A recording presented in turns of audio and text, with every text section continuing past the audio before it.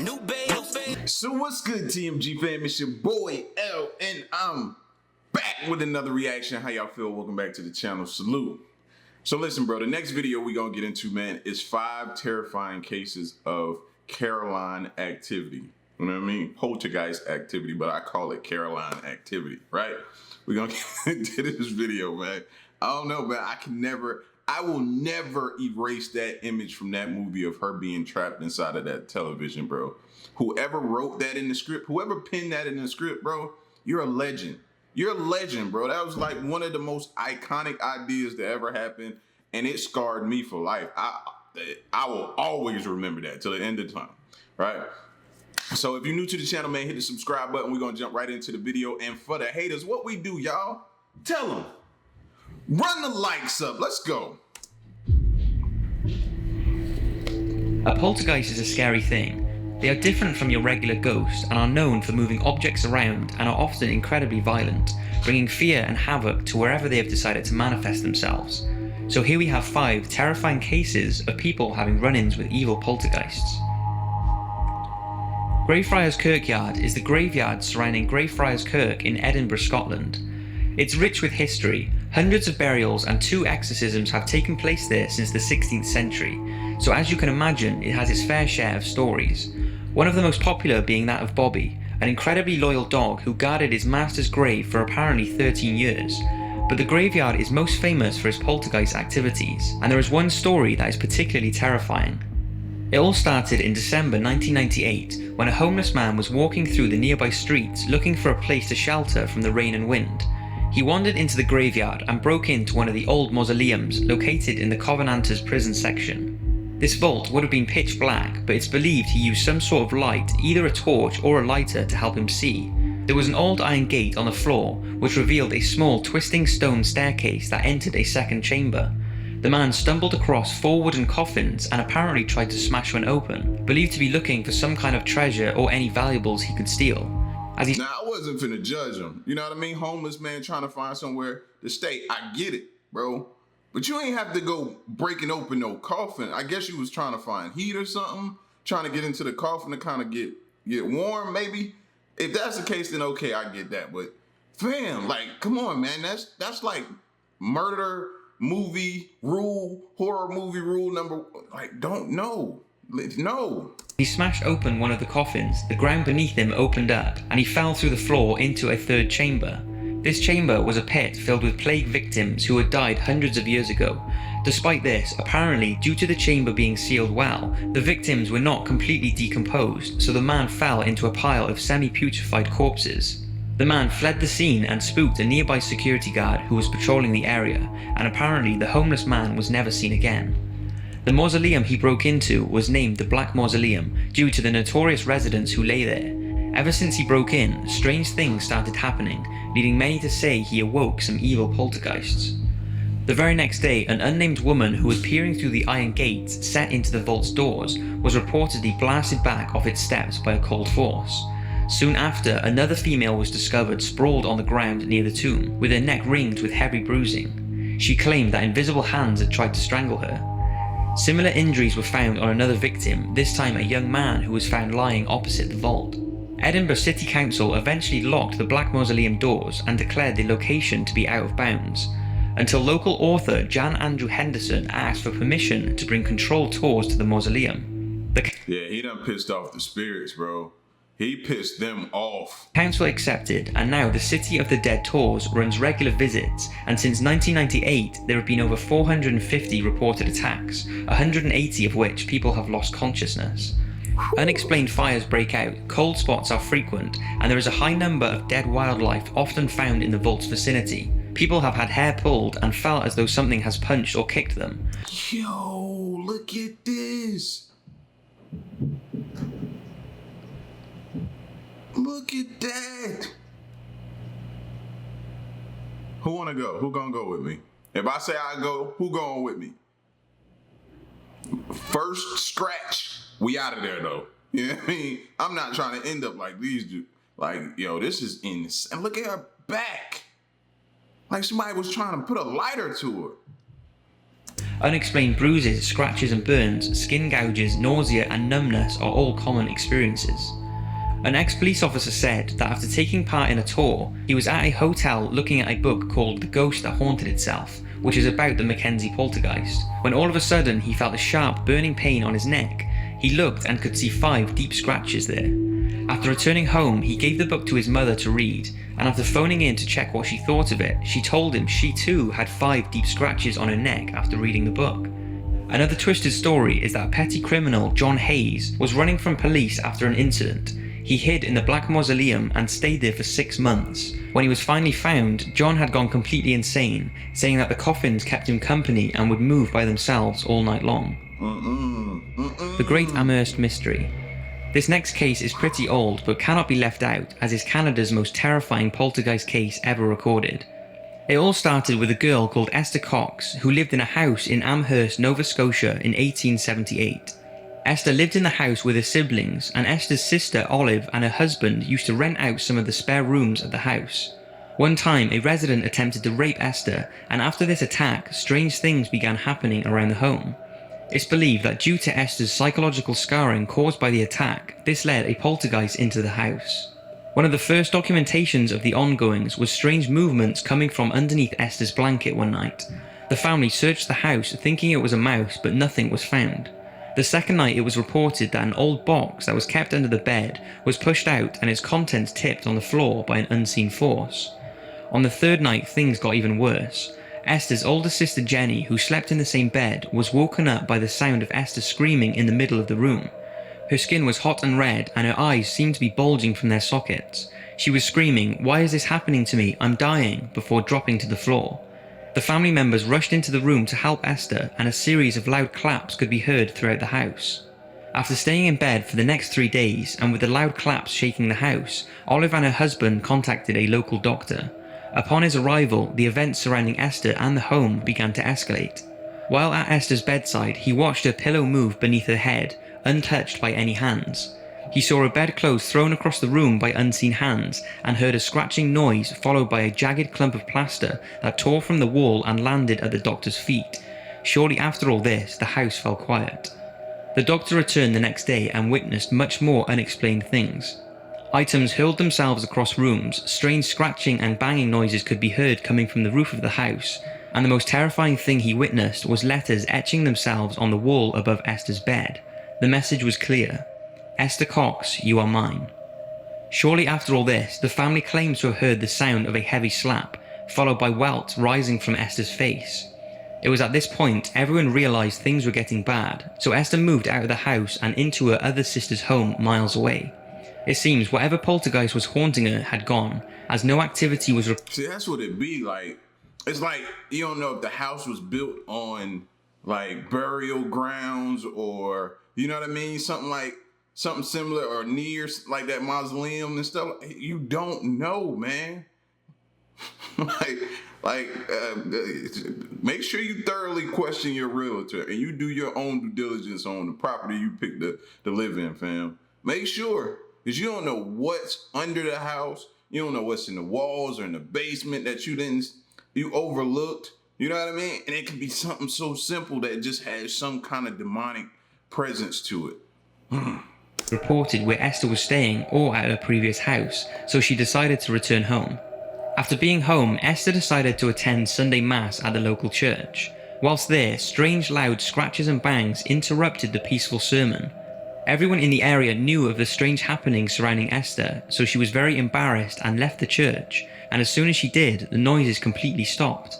Returning home had stirred up the poltergeist activity again. A neighbour was at her house and was sitting playing with a pocket knife. All of a sudden, it was ripped from his hands and flew into Esther's back.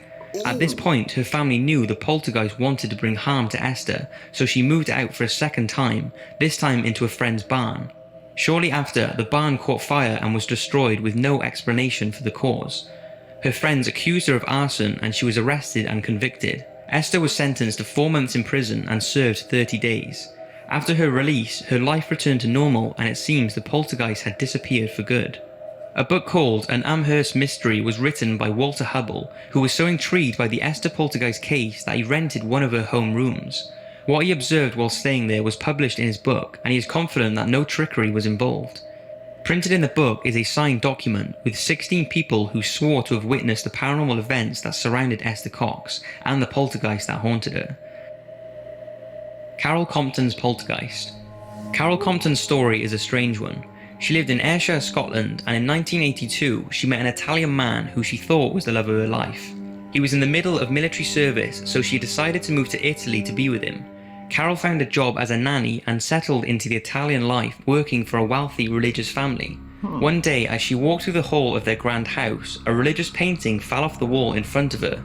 A deeply religious housemaid witnessed the incident and reported to the head of the family that she had been unsettled by what she saw, as Carol was praying as the painting fell from the wall. Days later, when Carol accompanied the family to their retreat in the Italian Alps, a series of fires broke out in their home. The family became suspicious of Carol and linked the incident to the painting, believing she had released some sort of poltergeist into their home. A few days later, she was fired and found a new nanny job with the Tonti family. At first, the job seemed perfect for her, but soon Carol started hearing scratching noises around the house and several religious statues were found smashed. The grandmother of the family started to suspect Carol and started calling her Strega or witch. Carol brushed off these ridiculous acquisitions, as did the rest of the family, but not long after, a fire broke out in the family's 3-year-old children's bedroom. Thankfully the child survived, but the police were called, and because of a previous incident with fires, Carol was arrested for attempted murder. In December 1983, Carol stood trial and was found guilty of arson and attempted arson, but not guilty of attempted murder. She was sentenced to 2.5 years in prison, but as she had already been locked up for 16 months awaiting trial, her sentence was suspended and she was released. The media went wild with claims of the nanny witch, especially in Britain, where the girl they call a witch was front headlines. Even though there was never any evidence to link her to the fires or strange going-ons in the 2 family homes, to this day it's believed Carol was being followed by a poltergeist that wanted to bring nothing but evil into her life. In 1990, Carol published a book about her ordeal called Superstition: The True Story of the Nanny They Call a Witch. The book includes evidence from experts who suggested she was the victim of a poltergeist. Okay, all you wanted was your house clean. I guess that's all I wanted was my house clean. Now she done almost killed my child. Like, her cleaning better be top notch with all this going on. You know what I mean? Like, bro, I just wanted my house clean. The South Shields Poltergeist, Tyne and Weir, England. In December 2005, a young couple, Mark and Marianne, returned to their terrace house in South Shields, England, to find 2 chairs. Look at her, there she go. There she go, the devil herself. The little child devil herself right there. Chairs stacked on top of each other and on their table. This was the start of their poltergeist story, and over the next few months they experienced several more unexplained events, such as objects disappearing from one room and ending up in another, doors slamming by themselves when no breeze was present, often waking them up in the night, and even a chest of drawers was moved from a bedroom and onto the landing. One evening, as the couple got ready for bed, they said that the room felt unusually cold. As they turned the lights off and snuggled down for the night, Marianne was hit on the head with something. She immediately sat upright and turned on the lights to discover it was her son's toy dog. Moments later, she was hit with another toy, and soon the couple were being bombarded from all directions with flying objects. As they pulled the duvet around themselves for protection, they became aware of a hand trying to pull the cover from them for a few seconds, and had to wrestle with something that was trying to tug at the duvet. What happened next was even more horrific. Mark screamed in pain as long claw-like scratches appeared on his back, 13 in total. The couple got so desperate they called in paranormal investigators, and over many months the investigators witnessed and photographed many disturbances. It's reported that the poltergeist hung the couple's son's rocking horse by one rein from the loft hatch, and in another sinister incident, a large toy bunny was found sat in a chair holding a box cutter blade.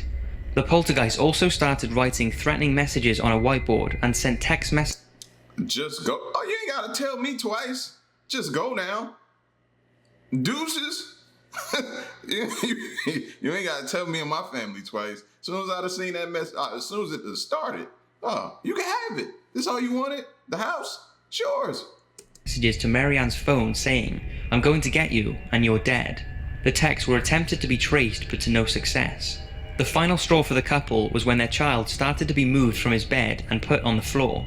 They even found him wrapped up in a cupboard, seemingly asleep but with his eyes wide open. The terrified couple have since moved out of the area and have refused to discuss the incident or identify themselves.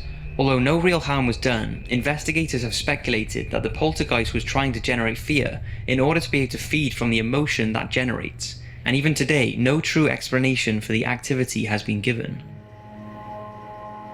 The Enfield Poltergeist. Due to its recent coverage in a program called The Enfield Haunting, the Enfield Poltergeist has become one of the most popular poltergeist cases in history. It all started with Margaret Hodgson and her 4 children. Billy aged 7, Johnny aged 10, Janet aged 11 and Margaret aged 12. They all lived in a council house in Enfield, UK, and in 1977 their terrifying ordeal began when a poltergeist took over.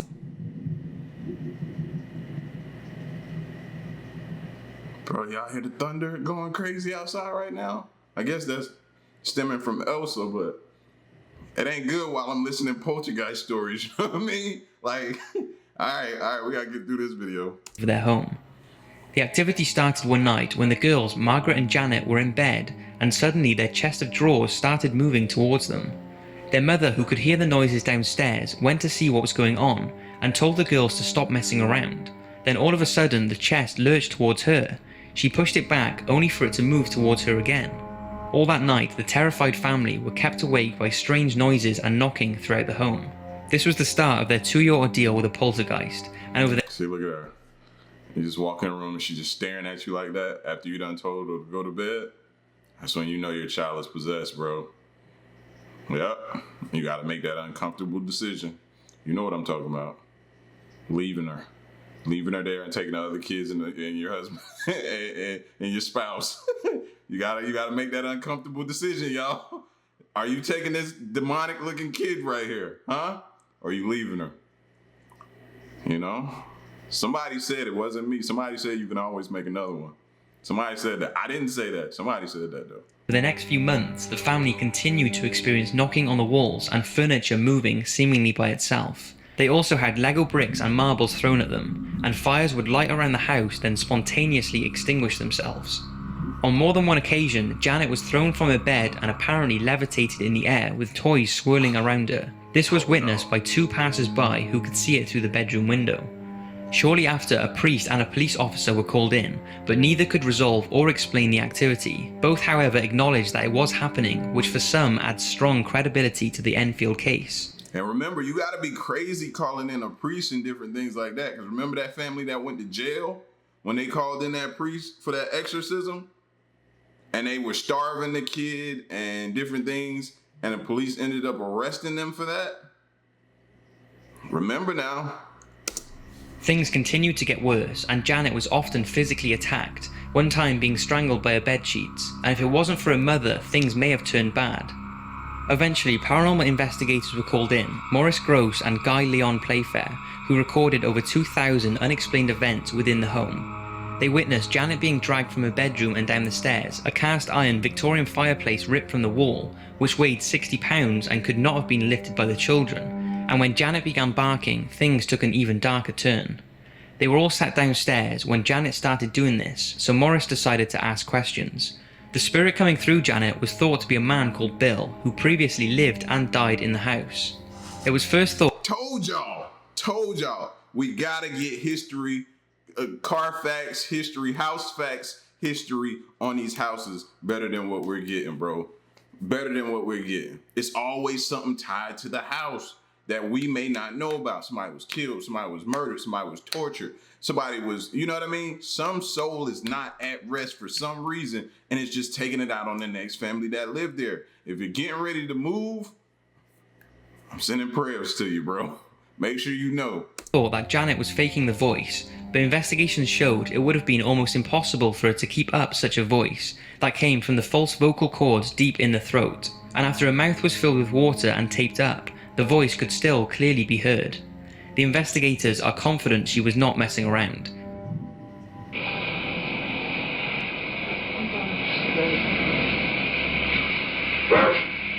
Come on, my name's Morris. Let me hear you say it.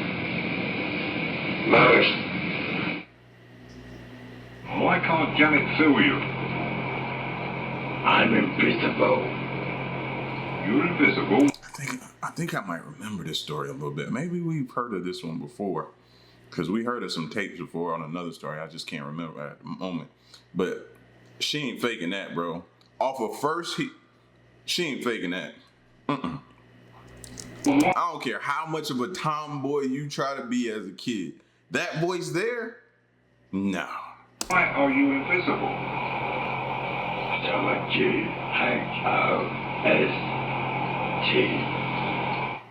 The voice does sound like an old man, and when those recordings were played to the man's son it was believed to be, he is confident it was his father coming through, leading the investigators to believe Janet was indeed possessed by Bill and was not faking the voice. Around 2 years after the first strange event in the home, all the activity stopped. Now, it was believed the children were playing along with the story and exaggerating at times, but to this day, Janet is adamant that everything that happened in that house was real, and senses the poltergeist will always be with her.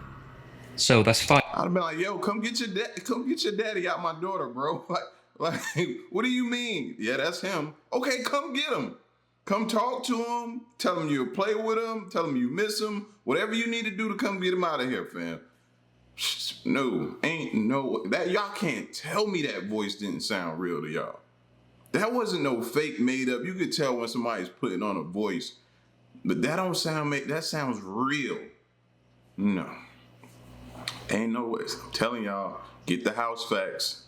Get the house facts reports. I'm telling y'all, we don't know. There's no way for us to possibly know. Do some better research, see who lived there, research the stories on who lived there, if they're still alive, if they're deceased, how did they die? You got to at this point, man. Or something like this happened, and something unexplainable. That's crazy. Y'all get at me in the comment section, man. I'm finna shut all this stuff down. It's getting crazy out there, all right? Till the next reaction, man, I'm out. Peace. Y'all stay solid and stay safe out there, all right? I'm out. Ayy.